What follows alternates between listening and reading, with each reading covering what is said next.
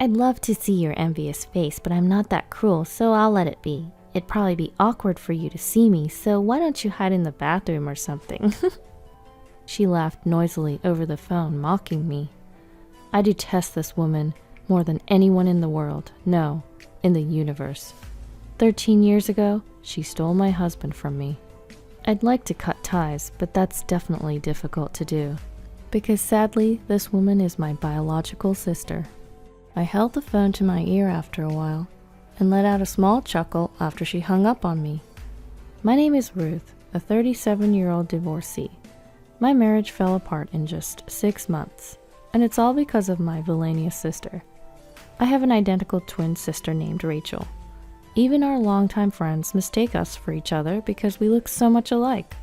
However, contrary to our appearance, our personalities are completely different. I'm more of the quiet type, while Rachel is active and tends to take charge of things. I was the better one in academics, while Rachel excelled in sports. Rachel's the type who blurts out whatever she's thinking. How can you wear such unstylish clothes? People are gonna think I'm not stylish either since we're twins. That'll suck. As you can see, we don't get along. It wouldn't be so bad if it was just at home, but Rachel always brought trouble.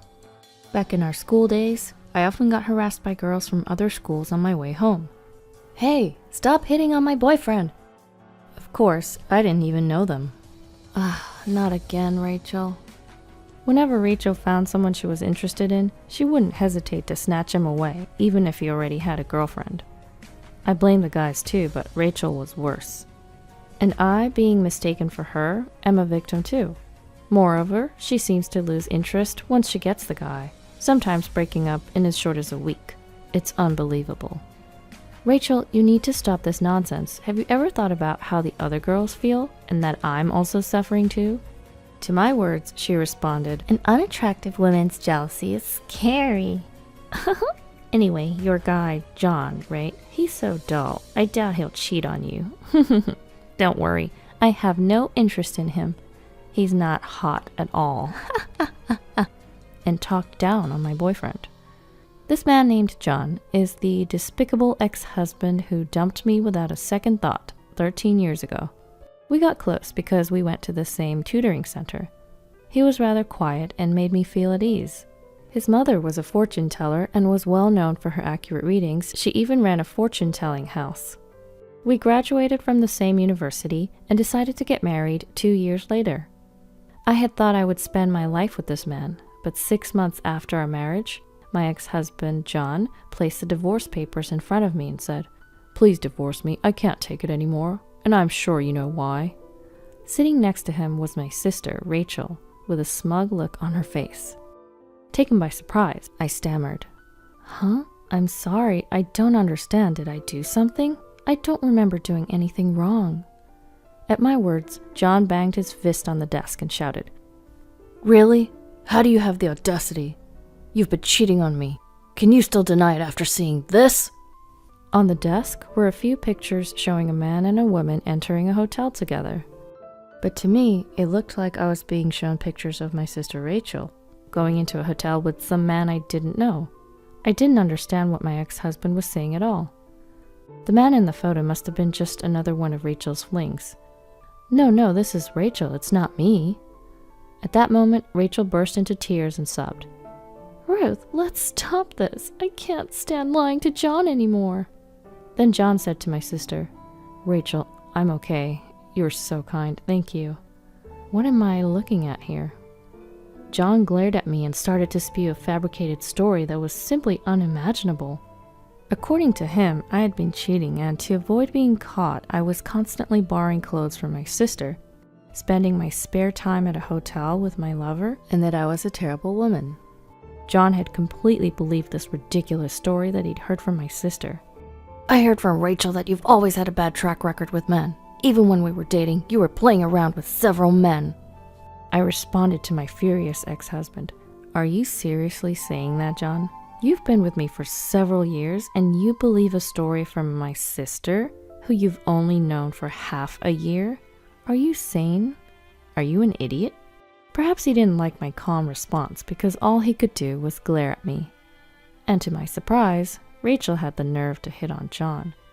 You may have the same face, but your personalities are completely different. You're not charming at all. Rachel always listens to my complaints with a smile. She's so patient. I might have married the wrong sister. I couldn't believe what I was hearing.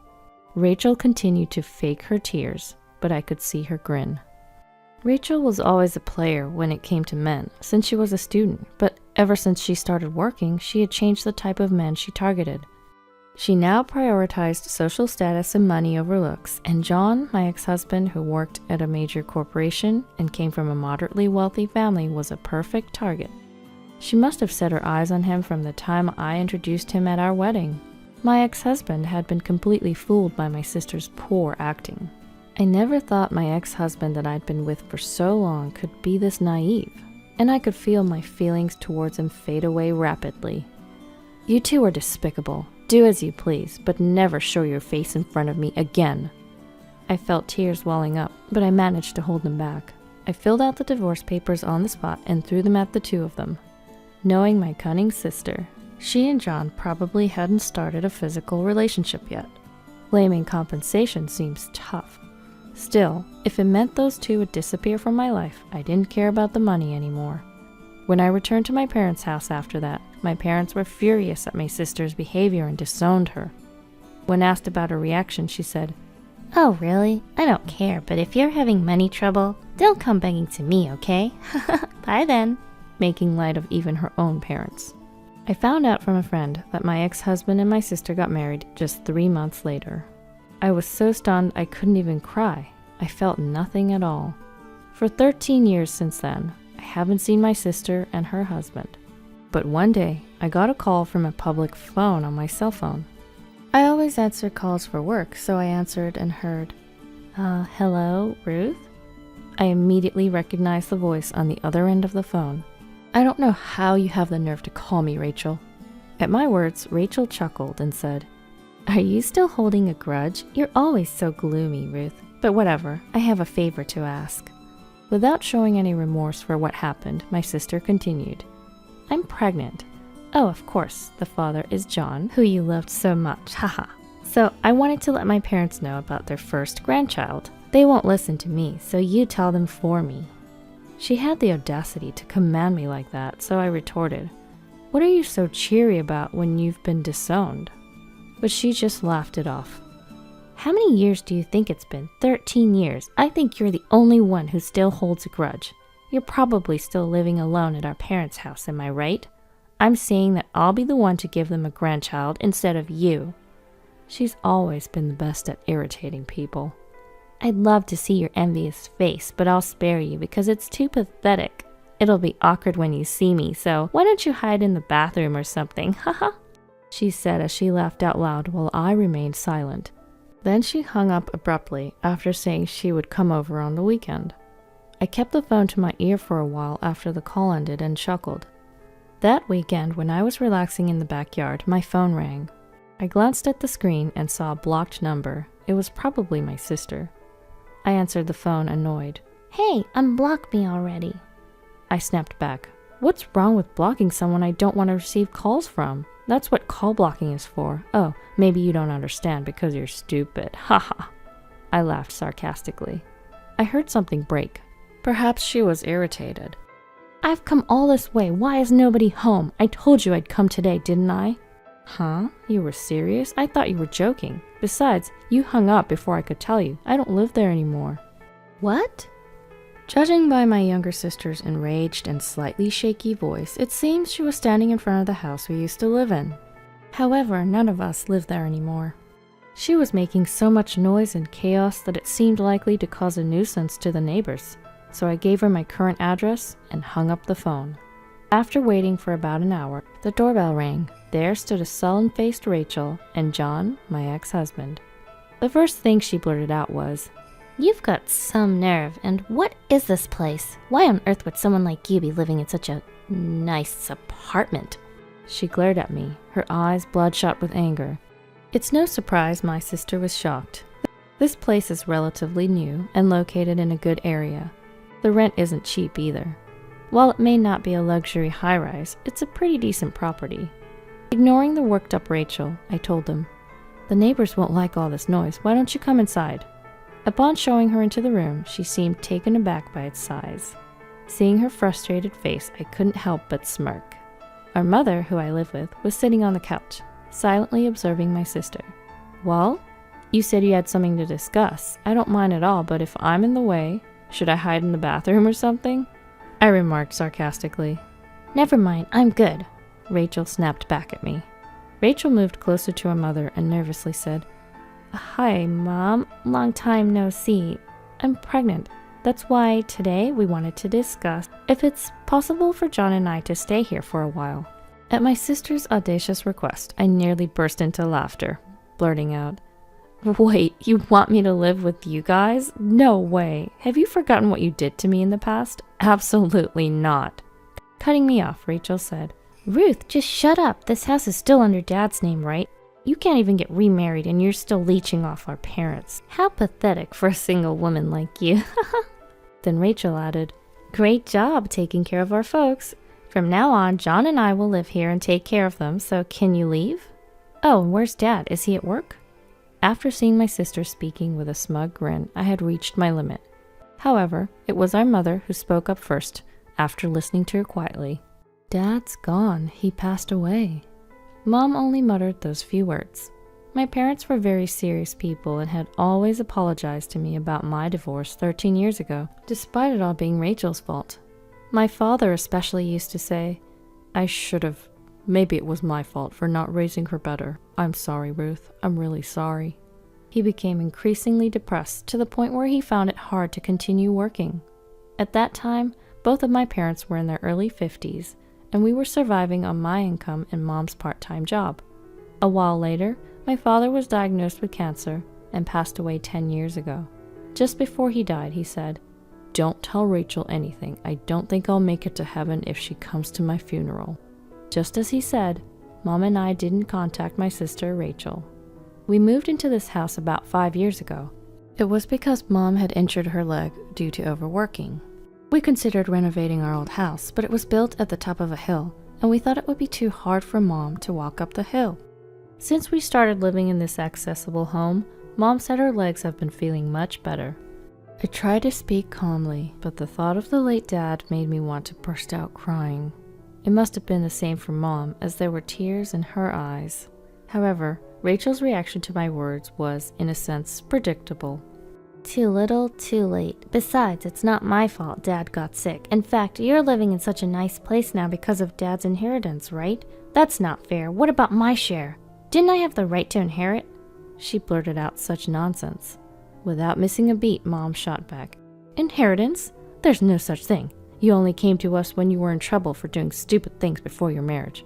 How many times do you think we paid alimony because you messed around with a married man? Live with you? Never. You must be joking. Don't be ridiculous. It was the first time both Rachel and I had seen Mom so enraged. Sensing the tension, Rachel fell silent.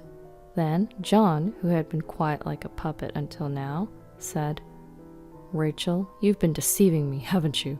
Ever since I married you, my life's been a mess. You're a reckless spender, and you don't do any housework. I had the opportunity to meet some guys who graduated from the same high school as you, and they all said I was blind to marry you. I nearly burst out laughing at my ex-husband's words. He's quite something to have put up with her for 13 years.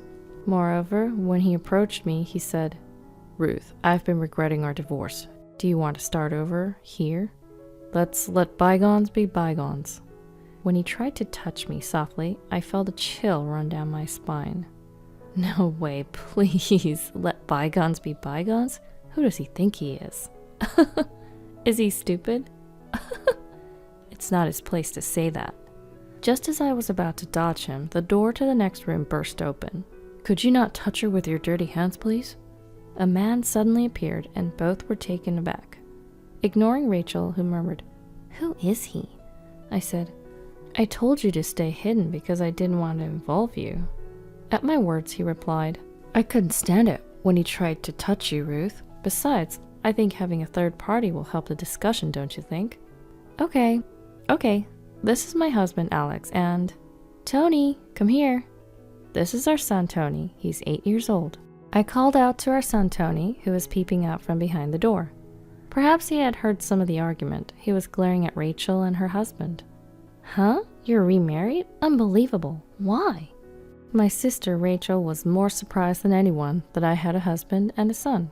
My ex-husband John was just as shocked, gaping like a fish out of water.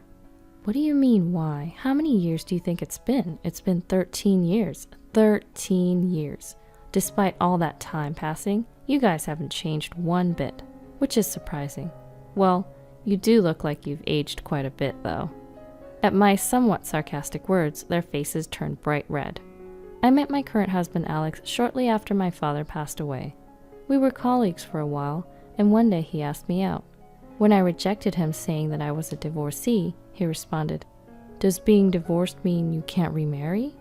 and asked me out once more. We got married a year later, and our son Tony was born the following year. Alex treats my mother very well, doesn't mind us all living together, and my in-laws, who already live with Alex's brother and his wife, have reassured me. We're glad you're here for Alex. The one who proposed moving to our current house was Alex, who was concerned about my mother's mobility. I turned to the two shocked individuals. My mother and I are living our lives here. Can you not disrupt?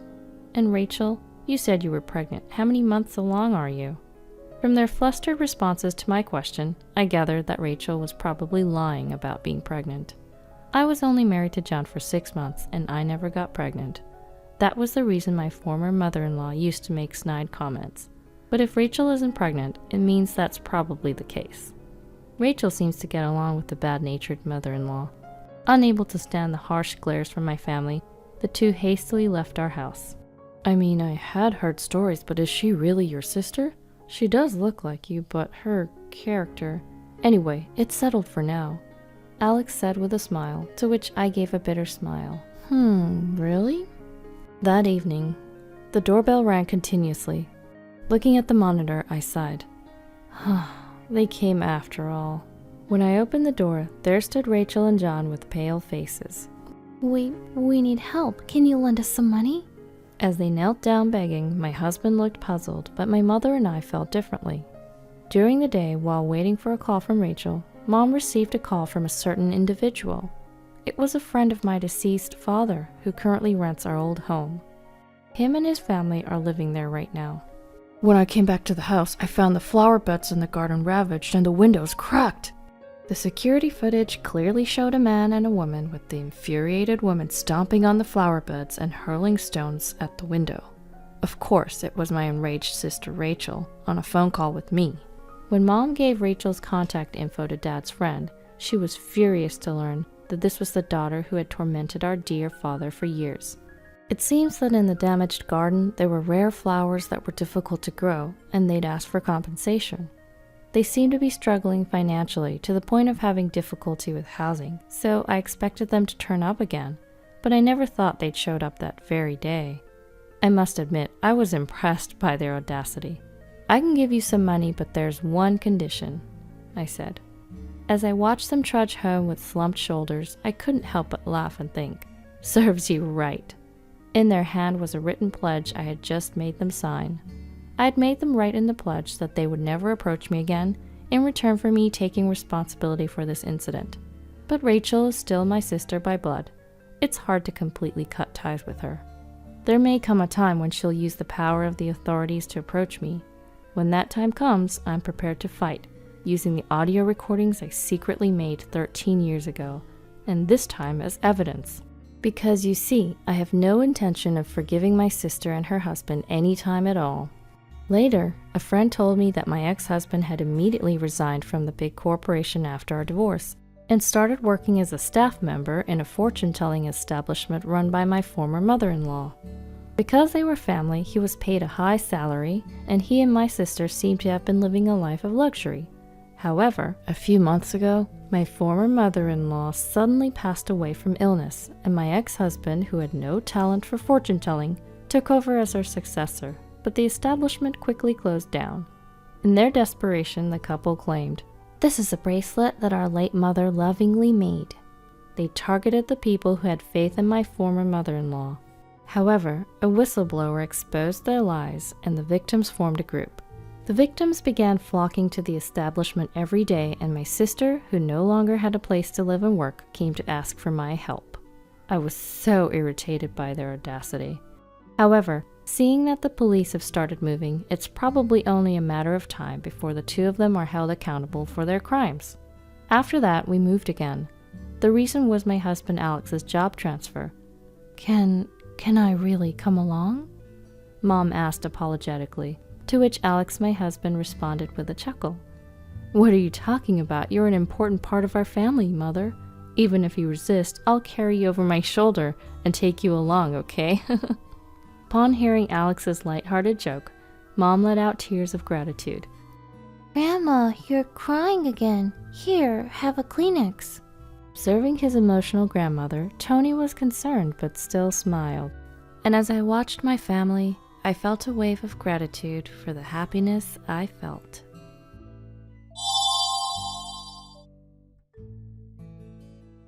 Why don't we go to my parents' house for New Year's? My husband's words were the catalyst for everything. It was also the start of the end. Susan is my name. I am a 35-year-old housewife. My husband Ben and I had the same job and got married. I left the company right after giving birth to our beloved daughter Emily. I visited my husband's parents for the first time when she was 6 years old. Hey, isn't dinner ready yet? My mother-in-law's voice echoes. Mother, yes, almost. I respond while busily working. My mother-in-law lets out a long sigh. You're a complete slacker. How can you put up with a wife like this, Ben? Yeah, other people's wives are more quick with everything, but absolutely not her. What? I thought. Oh my goodness, you're just sitting there watching TV. Right before I opened my mouth to say it to my husband, I heard my mother-in-law's words. After breakfast, clean up the yard, then clean up the closet, and then the storage outside. It was supposed to be New Year's Day. New Year's is supposed to be the most relaxing day of the year. But why am I busily working like this? My husband doing nothing irritates me so much. I was too worn out to move by the time I finished all the tasks I was told to do. I took a seat in the living room, exhausted. Who said you can take a break? Make lunch already. My mother-in-law commanded me without hesitation. I've been working all day, I said, and I just needed a break. A wife should be working like a servant. You want to eat for free without having to work? Work. What? My husband lives in the countryside. For better or worse, old customs still exist there. A wife is the one who enters the family. The old way of thinking persists. But no wife was ever made to work like a servant. Hey, can you help me a little? No way. My husband responded with a sarcastic tone. At home, my husband does nothing. He does even less at my in-laws, drinking all day. And my husband hasn't moved at all since this morning. Hey, I'm going grocery shopping. Yeah, then go. Hey, help. Supermarkets in the countryside are very far. My husband, who has a driver's license, has been drinking since this morning. Well, I do not have a license. So I had no choice but to walk. It is 30 minutes one way. He frowned when I asked him to at least carry a few things. Nah, I don't want to. Quick, cold response again. Do you want me to throw mochi in your face? I wanted to say. Ha, I'm sure it would be difficult to remove. I see him in front of me as I imagine things like that, while my husband just shows off his beer can. I just had a drink. What's the deal with the robot talk? I am drunk. So what? So I can't go. Ha, you just don't want to go. I see, you useless jerk. my mother-in-law yelled at me angrily from behind. "Is the meal ready yet?" Oh God. I'm so going to get tons of mochi. I'm finally back. The 60-minute walk was extremely hard, and I was carrying bags in both hands on the way back. I felt dizzy when I arrived at my in-laws' house. I put the bags down and sat down at the front door. I let out a sigh. Then I heard this. "Hurry up, you are slow with everything, just like your mother." I'm sorry. I just heard my mother-in-law yell and my daughter apologize. And at this moment, I was the robot that had just used up all of its energy, but now found energy to spare. As if I had forgotten how tired I was, I jumped to my feet and dashed in the direction of the voice. I stomped into the kitchen, stepping on my husband who was still on the floor doing nothing. I heard him groan but didn't care. And this is what I saw. "What are you doing?" My mother-in-law and daughter both looked at me as I yelled, "Mom!" "Oh, you're finally home." My daughter's face lit up when she saw me. I could see tears in her eyes. My mother-in-law sat down like she didn't care. "What are you doing?" I demanded of my mother-in-law. My mother-in-law sneered at my question. My daughter was holding the rice cooker's inner pot in her hand. "Why is she holding that?" "What are you doing, Emily?" My daughter explained uncomfortably. "Well, Grandma told me to get ready because she was hungry. First, she told me to cook rice. I washed the rice and... she can't even cook rice. Such a useless granddaughter. What are you teaching her? She is just like you. I wonder if she really is my son's daughter." Of course, I could no longer control my anger when she talked about my daughter. "She's only 6 years old. I can't believe you're asking her to do that.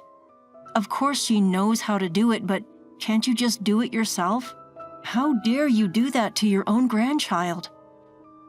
My mother-in-law's face turned bright red and her voice squeaked. "What are you saying? You want to put this old woman to work?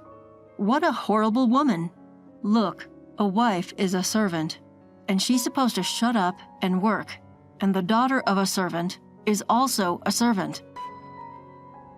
A servant? Who do you owe your living to? You live off my son's hard work.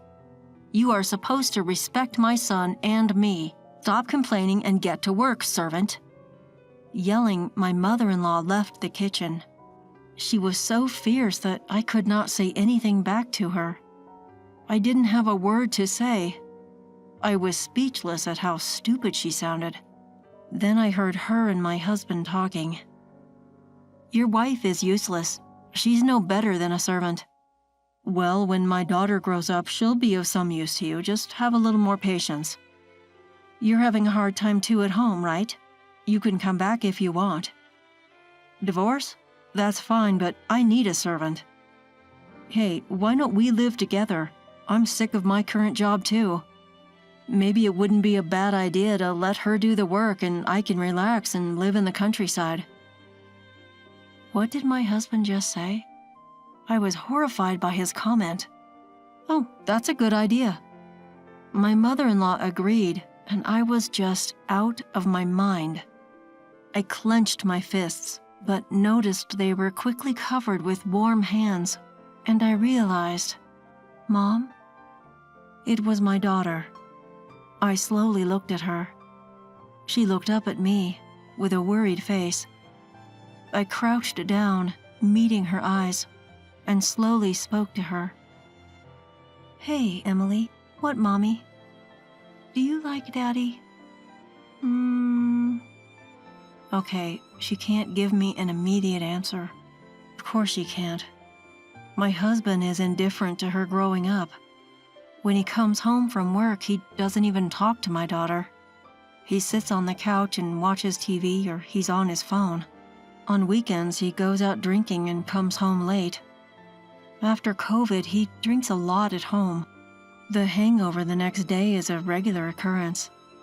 On holidays, he either stays home doing nothing or goes out with friends. Very few times we went out as a family. I mean, when was the last time we went out together? This family trip to the in-laws is the first trip we had together in years. I am sure my husband doesn't even know which class my daughter is in kindergarten. He doesn't know what she likes and what she doesn't like. He is not interested in what my daughter wants to be in the future. He probably doesn't even know that she'll be in elementary school next year. She can't say she loves her father. Of course she can't. I asked her again, "Well then, do you like your grandmother?" "No." Well, this time it was an immediate answer. I laughed. I thought to myself, well, yeah, if she yells at her like that. Then she said something unexpected. "Because she bullies you, Mom. It's New Year's Day and you haven't had a chance to relax at all. She's always telling you to do this and that. Grandma is so cruel." Wow, children are watching things. Well, I guess they can tell when I'm always being ordered around like that. Smiling, I asked her the important thing. "Emily, do you want to live with your grandmother?" She shook her head. "Do you want your father?" "No." That was a wonderful, immediate answer, and I decided the next day. I went out with my daughter in the morning. By the time we got back to my in-laws' house, it was dark outside. When I entered the house, my mother-in-law and husband were waiting for me, looking annoyed. They said, "You're finally home? What have you been up to?" "Yeah, some stuff." I avoided my husband's question. Seeing me like that, my mother-in-law said to me, "Ha, young wives these days. I'm hungry, servant. Where's my food and tea?" My mother-in-law acting like commander-in-chief. I silently served them both tea. My husband tried to pick up the teacup, but I quickly snatched it away from him. "What? What the hell?" My husband was shocked. Then I poured the tea on his head. "Whoa, what are you doing?" "Don't worry, it's already cooled down." "That's not the point. Hey, what the heck? Stop!" Avoiding my husband's reach, I put the cup down. "What the hell are you doing? You are a servant." My mother-in-law had a furious expression. "Shut up. I'm not your servant," I yelled back angrily. My mother-in-law tried to stand up and yell at me. I interrupted her. "What? A son's wife is not a servant. I'll tell you if you didn't know. I am not a servant." My mother-in-law was unable to say anything back to me, so I continued. She was so shocked she couldn't get a word out of her mouth. I glared at her, and then I moved my face closer to her. "Ah!" My mother-in-law screamed. I moved my face closer to her. I didn't care. The distance between us was 10 centimeters. Listen to me. There is no system in the world that allows you to use a wife as much as you want. I will protect my family, but I will not be your servant. What? I am your husband's mother. I am your family, so protect me and do as I tell you. Are you crazy? If I was a real servant, I wouldn't be your family. How are you my family when you're just commanding? I calmly replied to my mother-in-law. My mother-in-law's face, which had been pale blue earlier, was now bright red. How dare you talk to me like that? You were talking to me like that too. Why can't I just talk like that to you? I am your mother. Ha! Stop saying stupid things. I had been holding back.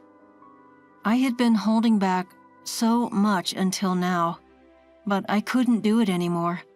There is a limit to everything, and the attitude of my mother-in-law and husband finally broke down my wall of patience. And what do you think your grandchild is, a servant? You treat your grandchild as a servant? Stop messing around with me. I moved my face even closer to hers, and her face turned blue again. It was like a traffic light. What a weak woman you are. She had been so bossy, but just one little counterattack makes her like this? So surprised by her weakness. I scoffed and turned away from her. My mother-in-law, still with a blue face, was shaking a little. I turned my attention to the other person. Now, you. Yes? So shameful how he answers like this. I glared at him. What have you been doing while our daughter was being treated like a servant? I was on my phone. And was drinking beer. Drinking beer while your daughter and wife were treated like servants. What a great life you have. I'm sorry. You think you just have to apologize? Ah! I yelled at him with a devilish look on my face, and he screamed pitifully. He ran away and hid behind his mother. What are you doing? My head began to ache. Forget it, just fill this out. What is this? My husband, who had been hiding behind his mother, slowly came out. It was like a turtle and a baby turtle.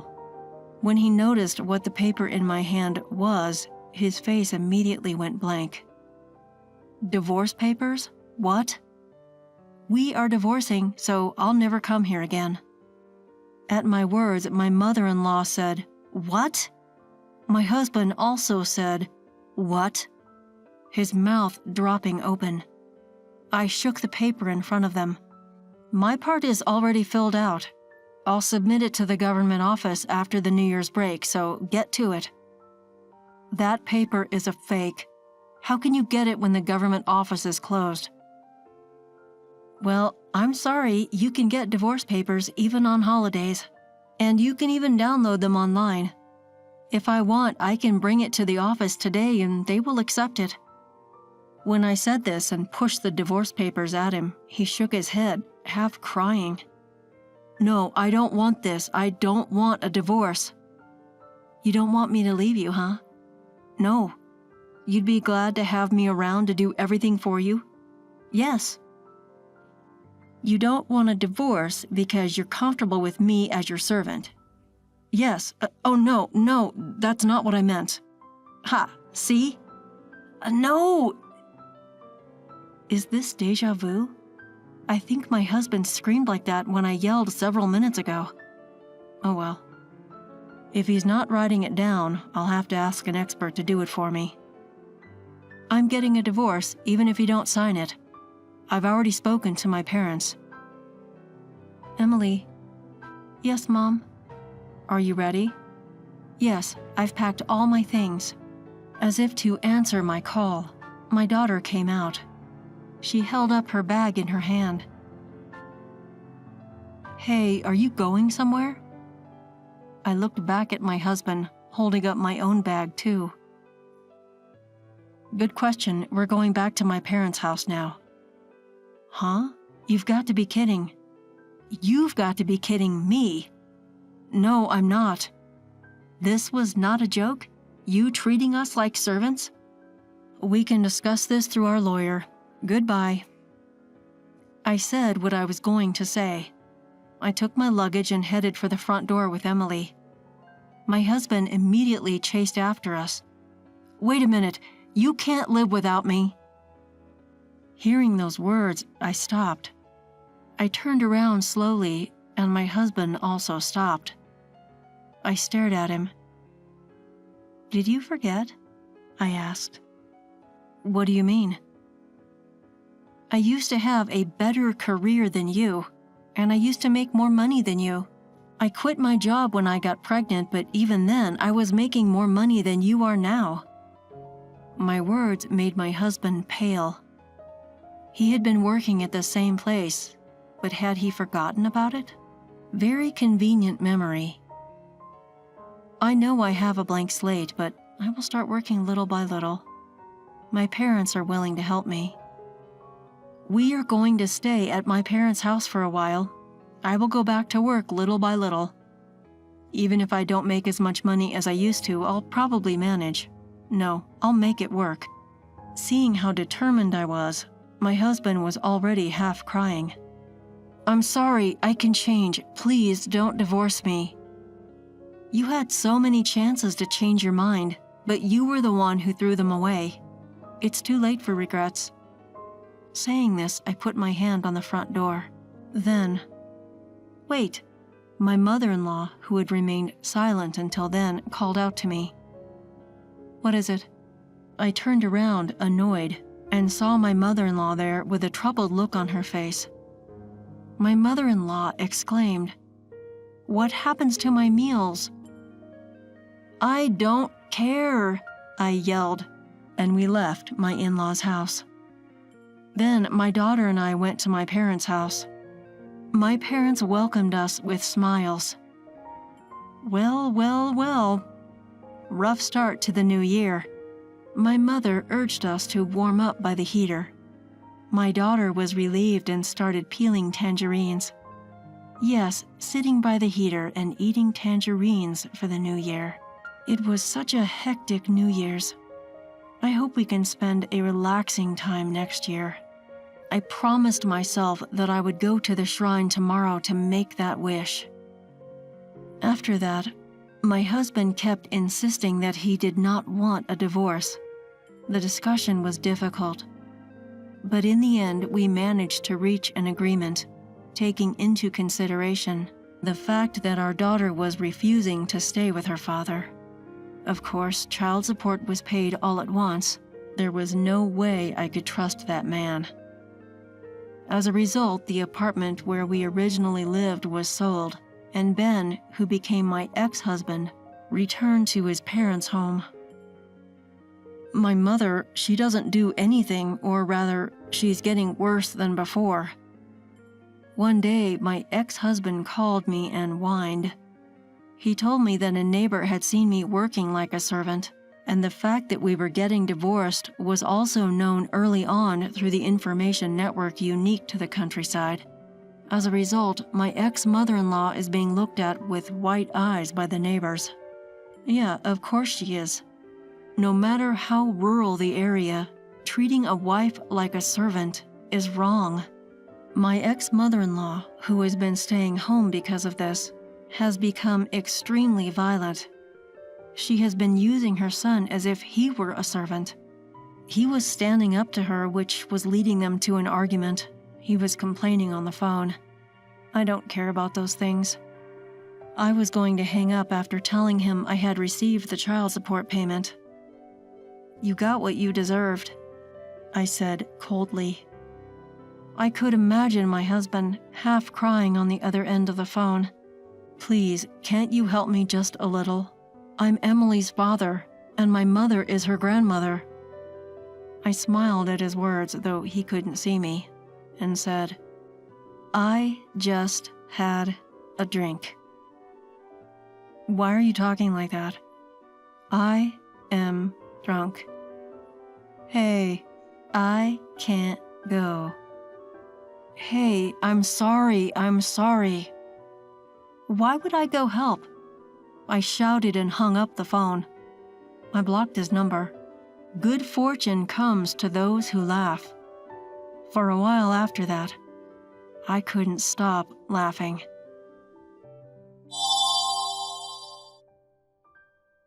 One day, I came home and found that my husband had disappeared and left without a trace. A few days later, I found out that him and my sister had eloped. That was 12 years ago. He recently contacted me on the phone, stating, I'm coming to my home with my wife, and you are in my way. Get out of my parents' house.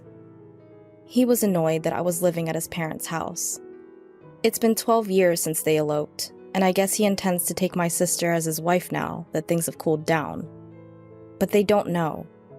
They don't know how drastically the family, including myself, have changed since then. My name is Melanie Miller, and I am 27 years old.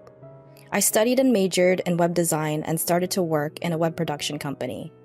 That's where I met my husband, Shane.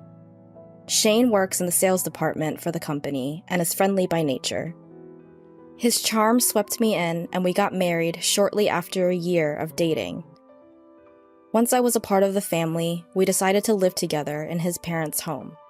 By then, I quit my job at the web production company and started work as a freelance web designer.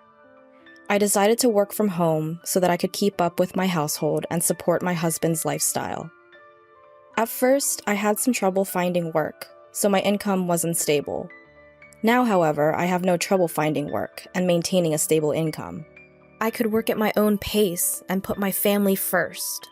I could spend quality time with my husband and his family during the mornings, evenings, and even before bedtime. I was so satisfied with life. However, I noticed that my husband started to change his friendly attitude, little by little. It all started when I started to make twice the amount of money compared to what I was making 2 months prior at my old job. I was ecstatic to have reached and surpassed my salary that entire day. I couldn't wait to tell my husband when he came home from work. He's going to be so happy for me, I thought to myself. As soon as I knew he was home, I ran up to the front door with a huge grin on my face. "Shane, guess what? My income last month was twice the amount that I would have made at my last job." "What? Are you serious? Your last job had great benefits and pay, right?" "Yeah, but I've been wanting more. I finally did it." Yep. "That's it? What? You want me to throw you a party?" My husband was being unusually sarcastic and negative. I didn't know where the attitude was coming from, so I asked, "Shane, are you mad at me for something? Did I do something wrong? I genuinely thought that you'd be happy for me." "Why would I be happy? It's not like my salary went up." "Well, yeah, but can't you just be happy for your wife?" "Really? I'm not like you. I'm just not a naturally happy person." "Shane?" After that fight, my husband became more distant and indifferent day by day. Our daily conversations decreased until eventually it was only me that greeted him good morning and good night first.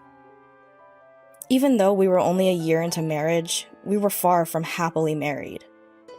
My in-laws, whom we lived with, started to notice the tension and they began to worry, but they never said anything. 2 months went by and the relationship was still the same. We ate our meals together but sat in silence. He'd switch the channel when I was in the middle of watching something and would eat all of the food in the house that I'd buy without asking for permission. Whenever I tried to confront him, he'd argue with me, so I just kept it to myself. Then finally, one day, I was cleaning the house, and my mother-in-law came up to me looking anxious. "Melanie, how are you? Are you okay?" "What do you mean, am I okay?" "Well, when you and Shane first got married, you both used to go out and enjoy spending time together. But lately, it seems like you don't do much of that anymore. And you don't even talk, and..." "Yeah, but we've only been married for a year," I replied. But it was strange. I forced a smile back at her so that she knew not to worry. But she saw right through my smile. She looked at me with a straight face. "If you don't want to talk about it, I won't make you. But I worry about you, and lately, I feel like you've been down." "Well, I'm not faking anything." "Well, your father notices it too. Him and I are just worried that you might be overwhelming yourself." "Oh, Mother. Honestly, it probably was my fault that my husband was uncomfortable with me earning more. But on the other hand, I also felt alone in my accomplishment. And in the moment, I was so happy that she finally acknowledged and noticed the pain I was in. It brought tears to my eyes. So I decided to tell her everything. After listening to what I had to say, she started to rub my back and responded, "I am so sorry on behalf of him. He is not man enough to sincerely be happy for you and your success. No, it's my fault. It was selfish of me to think that he would have genuinely been happy for me. But that's something you shouldn't have to worry about in a marriage, Melanie. And if you keep your feelings in about this, it will only make it worse. I don't think it could get any worse." "Okay, so the two of you need to seriously talk about this. Can you do that?" "Yes, I can. Thank you for listening to me, Mom. She smiled back at me. Of course. And then she patted my head. My in-laws love me as if I were their own daughter. They saved me. With her advice in mind, I decided to have a proper conversation with my husband. That night, I stayed up waiting for my husband to come home. However, there was no sign of his return no matter how many hours went by. Normally, he'd be home by 10 at the latest, but it was already past 11 that night. "What's taking you so long?" ? I texted him, but he didn't reply. Maybe something's wrong. I attempted to call him, but the phone would only ring and he didn't pick up, so I kept anxiously waiting. About midnight, he finally came home. "Welcome home," I said, but he sighed loudly and looked at me annoyed. "What are you doing? Why are you up this late?" "Well, I wanted to have a serious conversation with you today." "About what?" he answered annoyingly. "This all started between us because of my new salary, right? I mean, I probably should have kept that to myself. I'm sure it hurt your ego." As soon as I said that, a chill ran through me. There he was, in front of me, with a cold look on his face. I was frozen in fear. He replied hatefully, "There's nothing to talk about, and it's pathetic that you're waiting up for me to come home." "I'm trying to have a better relationship with you, Shane." "That's the problem, clearly. I made a mistake in finding the right partner." "No. I'm tired from working overtime. You don't get to talk because all you do is sit around at home all day." My husband stormed past me and went upstairs to the room. I couldn't get myself to move until I was sure he was fully upstairs. Why was he even talking to me like that? I just want to live a normal, married life.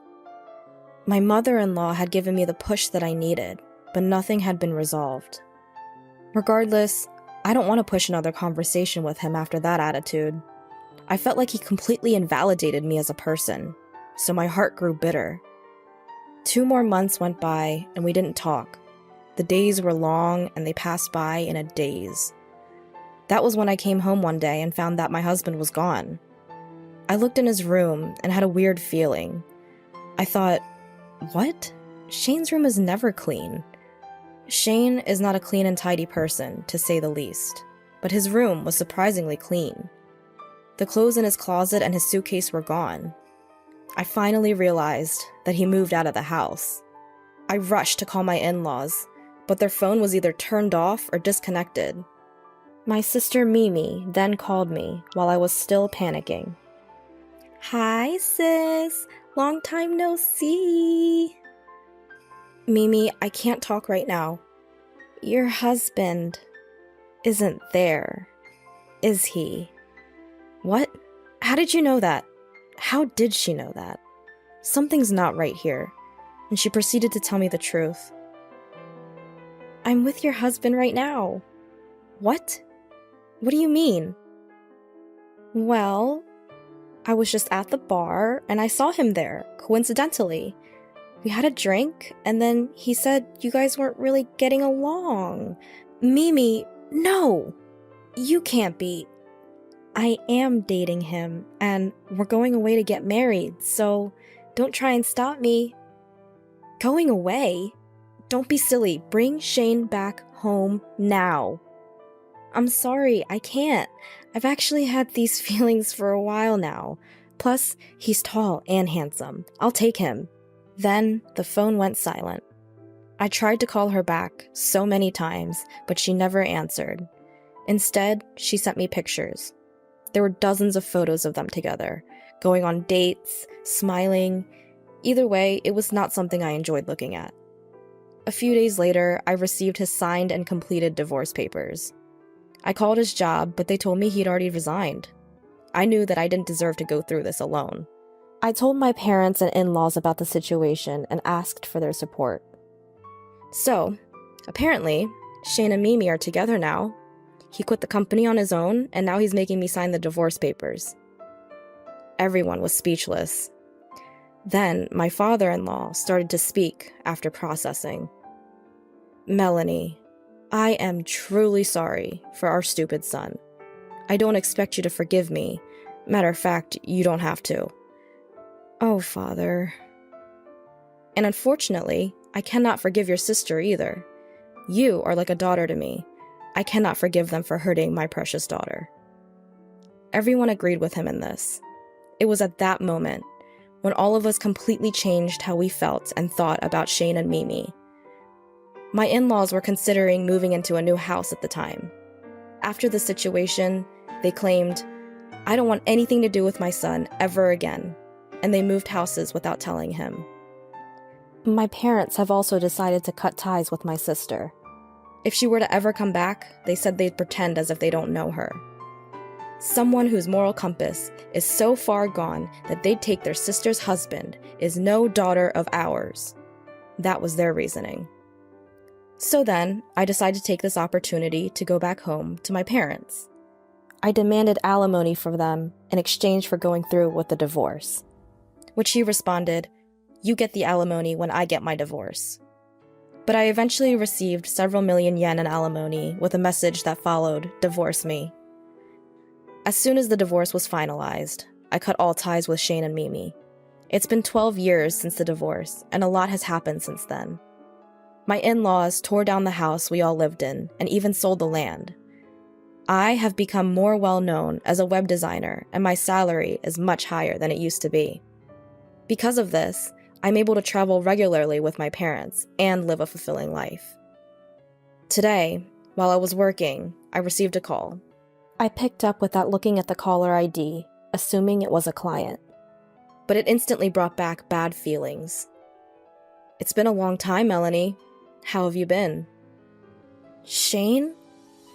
I knew you'd remember your ex-husband's voice. He's talking nonsense, just like before. What do you want? 12 years and now you want to talk?" I could hear him chuckle.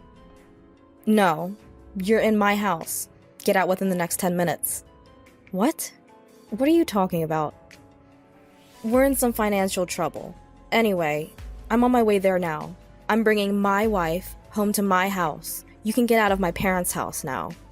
Apparently, he still thinks I'm living with his parents. He really thinks that after 12 years, things have cooled down and they'll finally be accepted.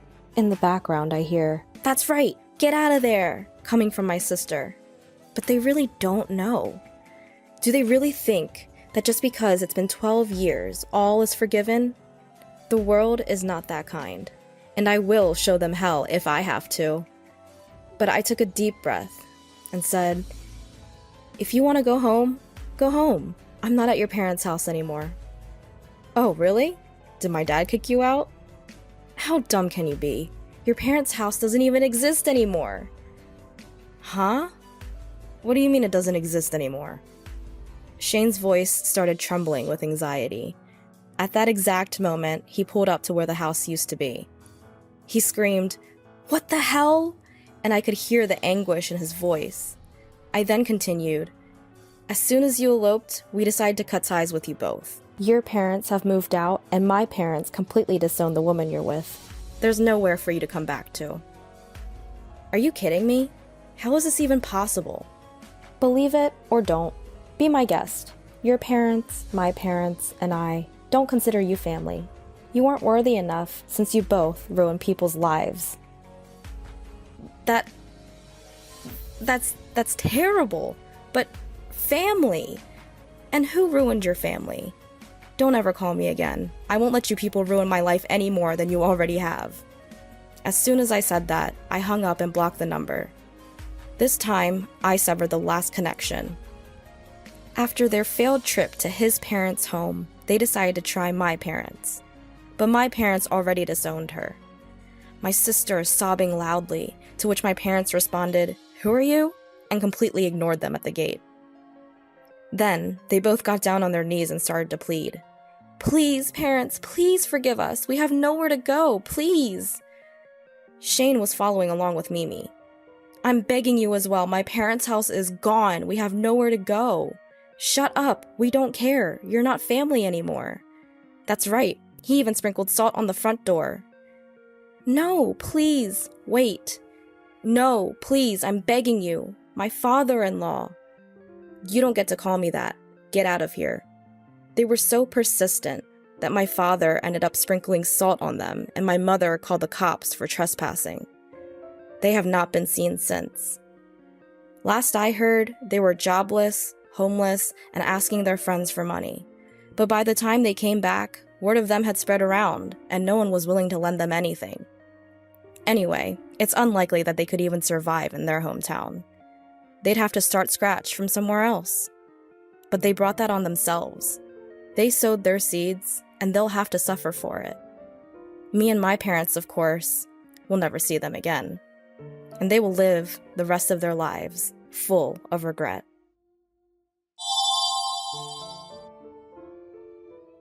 My name is Michael. I met my wife Amanda through a friend's introduction. She was cheerful and sociable, and we immediately hit it off when we first met. As we went out for meals a few times, I started to have feelings for Amanda and began dating her. After dating for about 2 years, we both started thinking about marriage, began living together, and registered our marriage the following year. We had a grand wedding, thinking it's a once-in-a-lifetime event. Our mutual friends performed some entertaining acts, making the ceremony memorable. Married life was pure happiness. We both worked, but Amanda's job did require much overtime, so she always came home first and prepared dinner for us. "Michael, welcome home. Today's dinner is pork cutlet." Knowing that I loved meat, Amanda cooked meat dishes 3 times a week, considering a balanced diet. All of Amanda's homemade meals were delicious, and I truly felt lucky to have her as my wife. That is, until that time. It happened one day, almost 3 years into our marriage. I started to notice that something was off with Amanda. She no longer cooked dinner and waited for me, and she often went out after work, leaving me alone at home.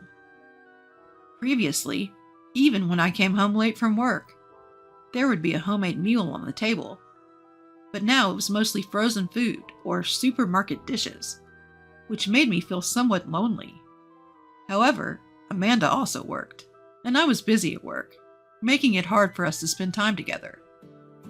I told myself that she probably wanted her own time while I was working overtime, and I didn't consider her feelings enough.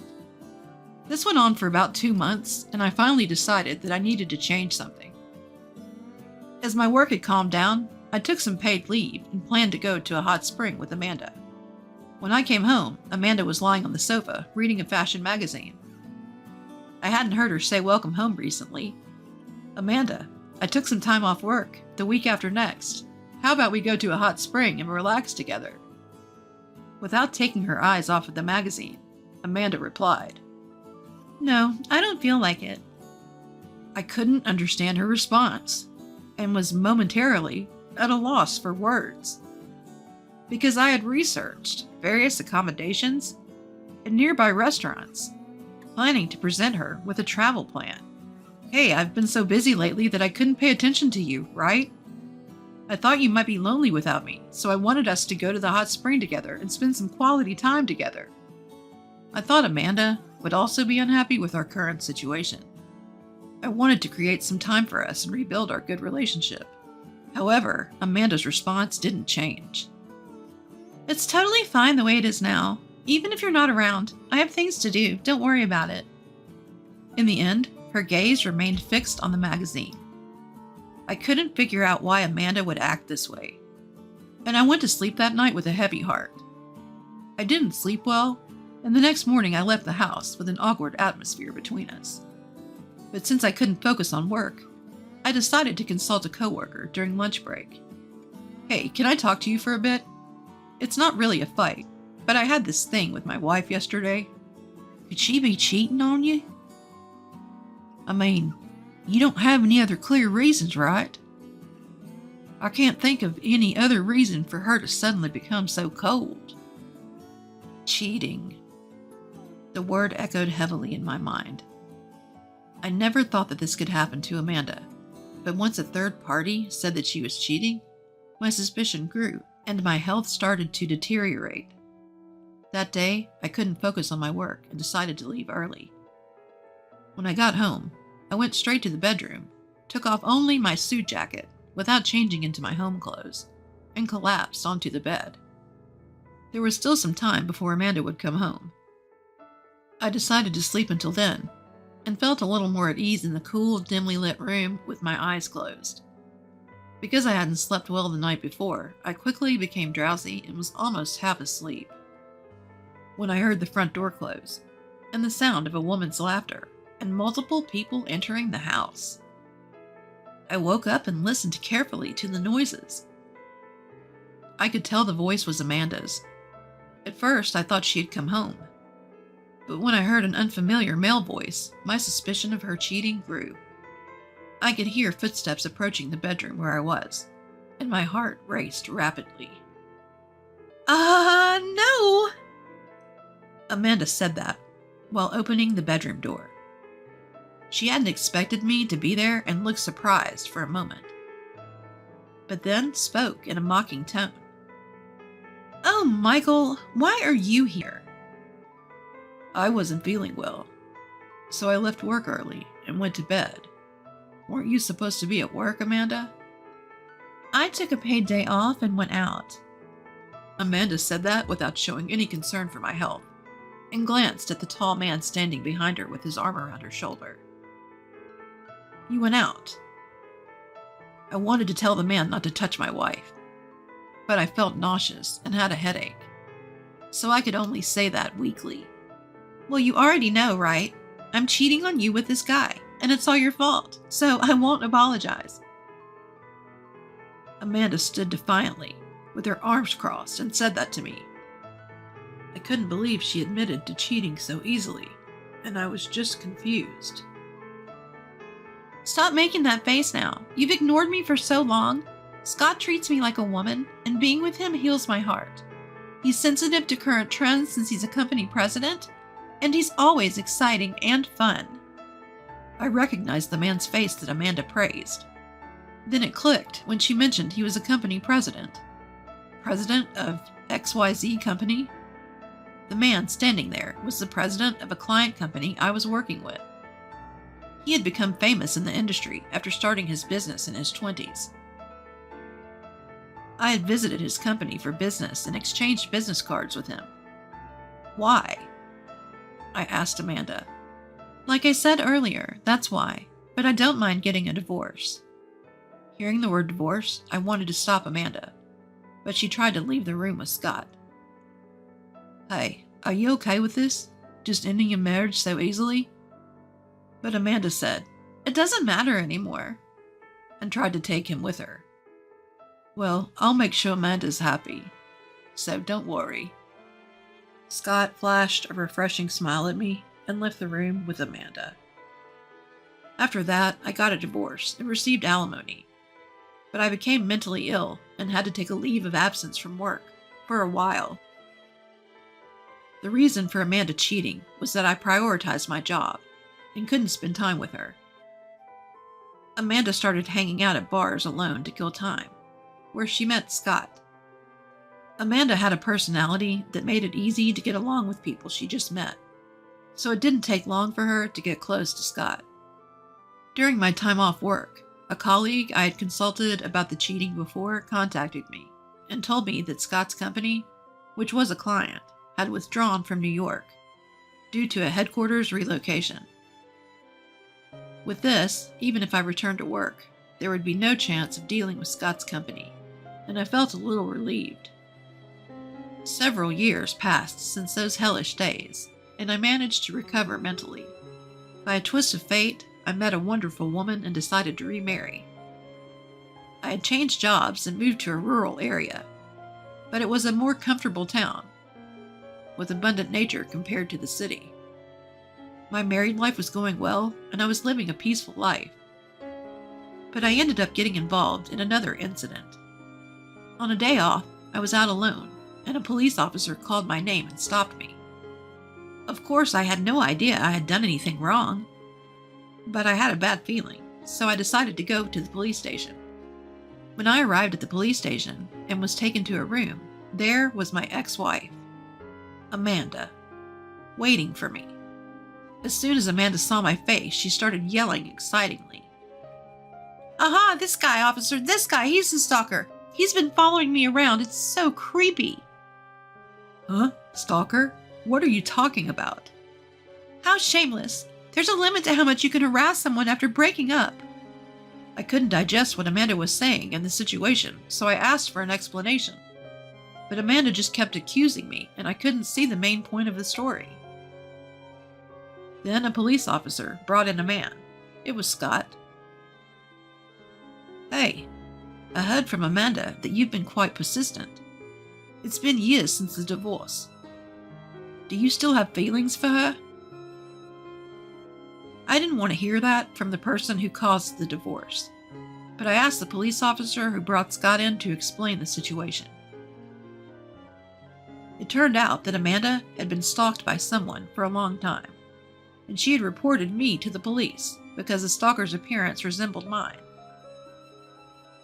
The police investigated and found out that I had recently moved to this town, so they asked me to come in for an interview. I understand the situation, but Amanda, I didn't know you guys were living in this town. Yeah, right. Who would believe a criminal's excuse?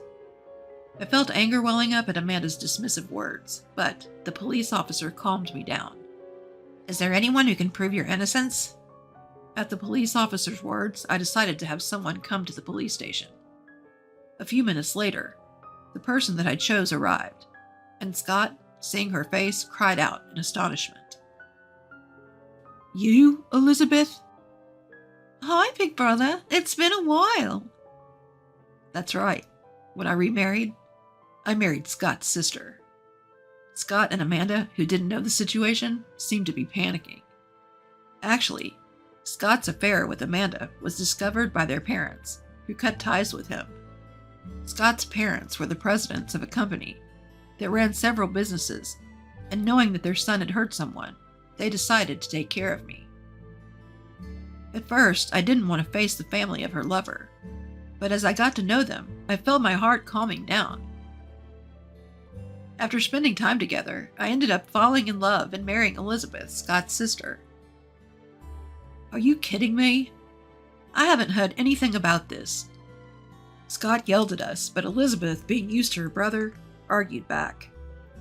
Well, I do have an obligation to inform someone who doesn't even consider us family anymore. Besides, during the time you said Michael's ex-wife was being stalked, he was actually having dinner with me at the hotel's restaurant. You should be able to find our names on the reservation list. And if you ask the sommelier who served us wine, he should be able to confirm it. I was finally cleared of all charges. As we left the police station, grateful to Elizabeth, Amanda and Scott followed us and grabbed Elizabeth's shoulder. Wait a minute. Did you really marry this guy? He failed in the city and ended up in a rural area. You'll regret it if you marry someone like him. That's right, he neglected me a lot when we were married, too. It seems these two will do anything to ruin our happiness. As Elizabeth shook off the hand on her shoulder, a luxury car pulled up in front of the police station. Seeing the person who got out of the car, Scott exclaimed, Oh, Dad? Scott's father glared at his surprised son and said, I have no reason to be called Dad by you. More importantly, it seems you have been quite rude to my daughter and son-in-law. Well, can't be helped, can it? Are you really okay with Elizabeth marrying this loser? What's with your attitude toward the heir to my company? If anyone's a loser, it's you. Your business only succeeded because of good luck, and you've been acting all high and mighty without even understanding proper management. You have no right to badmouth Michael. Yes, I had moved to this town to study as a successor of my father-in-law's business, and had changed jobs to a group company in this town. Defeated, Scott dropped his shoulders, and Amanda desperately tried to talk to him. Hey, what does this mean? You said you'd inherit the company. That's right, Scott's company is doing well, right? If we work hard to grow the company. What? You haven't heard?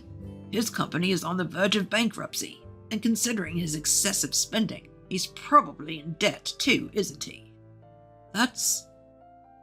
Scott fell silent. Having been hit with the truth by his father, Elizabeth added the final blow. Big brother, you told Michael's ex-wife that you definitely make her happy. But it seems you're all talk, aren't you? And to believe that, I wonder how much you lack in judgment. And so, the stalking suspicion against my ex-wife was cleared. After that, Scott's company went bankrupt, and Amanda left him at the same time. On the other hand, I've been released from the curse of Amanda and Scott, and I'm living a happy life with Elizabeth.